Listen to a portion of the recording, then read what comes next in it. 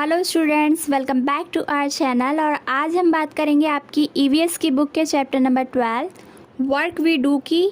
और इसमें हम रीड करेंगे चैप्टर को। अगर आपने इसका फर्स्ट पार्ट नहीं देखा है तो अभी देख लीजिए, मैंने उस वीडियो का लिंक इस वीडियो के डिस्क्रिप्शन में डाल दिया है। और अगर आपने हमारे चैनल को सब्सक्राइब नहीं किया है तो कर दीजिए, बेल नोटिफिकेशन ज़रूर ऑन कर लेना, ताकि जैसे ही हमारे चैनल पे वीडियो अपलोड हो तो आपके पास तुरंत से नोटिफिकेशन पहुंच जाए। बिना देर किए करते हैं आज की ये क्लास शुरू। यह आपकी बुक का पेज नंबर 85 है। ठीक है, इसको स्टार्ट करते हैं। Deepali is the eldest child in her family. अपने परिवार में दीपाली सबसे बड़ी है, अपने भाई बहनों में सबसे बड़ी है। Her father sells vegetables. उसके पिताजी यानी कि पापा सब्जी बेचने का काम करते हैं। He leaves for the Mandi very early in the morning. यानी कि उसके पापा सुबह सुबह के टाइम मंडी के लिए निकल जाते हैं। हर मदर वॉशेस यूटेंसिल्स इन सम हाउसेस। और उसकी मम्मी क्या काम करती हैं? कई घरों में बर्तन मांजने का काम वो करती हैं। ठीक है, पापा क्या करते थे? सब्जी बेचने का काम। और उसकी मम्मी क्या काम करती हैं? बर्तन मांजने का काम करती हैं। She also leaves for work early in the morning. जैसे ही उसके पापा जाते हैं, ठीक उसी तरीके से उसकी मम्मी भी अपने काम से सुबह सुबह निकल जाती हैं। Deepali कुक्स food for her brothers and sister. Deepali सबसे बड़ी है, इसलिए अपने भाई और बहनों के लिए खाना बनाती है। She cleans the house and also washes the utensils. वो अपने घर की सफाई करती है और साथ ही साथ जो भी बर्तन है घर के वो भी साफ़ करती है। कौन? Deepali. She is very fond of listening to the radio. और दीपाली को रेडियो सुनना बहुत पसंद है। She listens to song while she walks. यानी कि जैसे ही वो काम कर रही होती है, काम करते करते उसको गाने सुनना बहुत पसंद है। After finishing the work at home she goes to leave her brother with their father.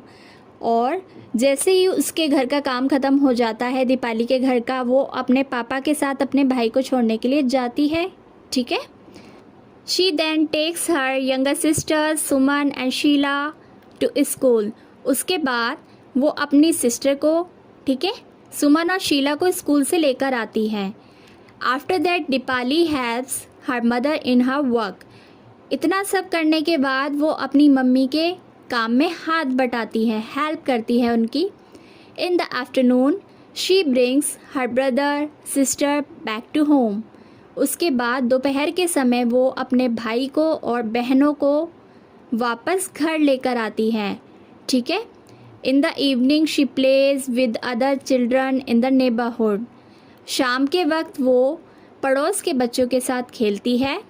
Her mothers come back late in the evening. और उसकी मम्मी शाम को लेट आती हैं।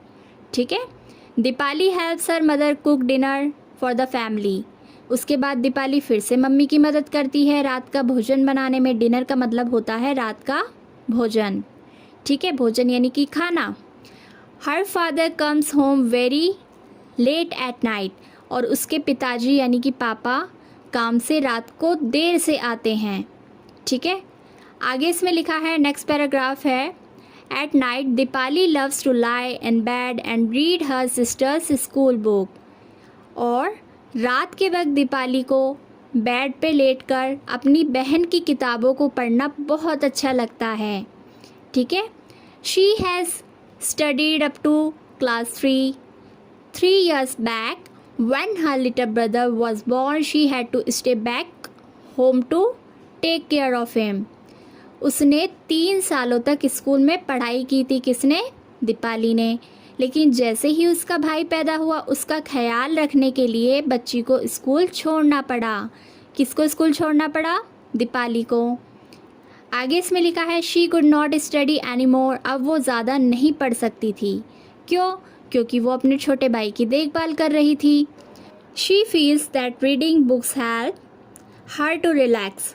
और उसको ऐसा महसूस होता था कि जैसे ही वो किताबें पढ़ती थी अपनी बहन की, तो उसको रिलैक्स फील होता था, अच्छा महसूस होता था। और now she is back to school and goes regularly. यानी कि अब क्या हुआ? अब वो वापस से स्कूल जाने लगी है, और वो भी रेगुलर स्कूल, रोज़ाना स्कूल। ठीक है।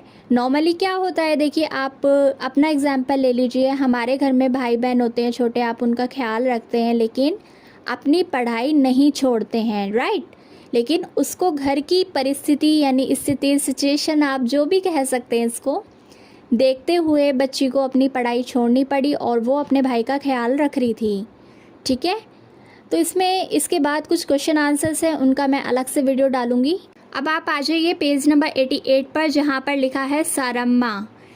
तो ये पैराग्राफ आपका एक क्वेश्चन से रिलेटेड है जो कि इस तरीके से था, find out from your grand parents what work they did when they were children.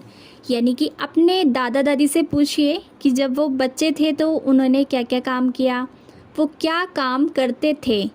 ठीक है। अपने एल्डर्स की हेल्प वो कैसे करते थे।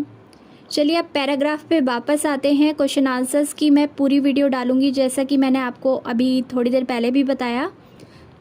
इसमें लिखा है Saramma asked her grandmother the same question. नानी replied, when I was child I would help my elders to collect firewood, make cow dung cakes and plaster walls with cow dung. यानी कि वो कहती हैं कि जब मैं बच्ची थी तो मैंने अपने बड़ों की मदद कैसे की थी, लकड़ियों को इकट्ठा करके। ठीक है।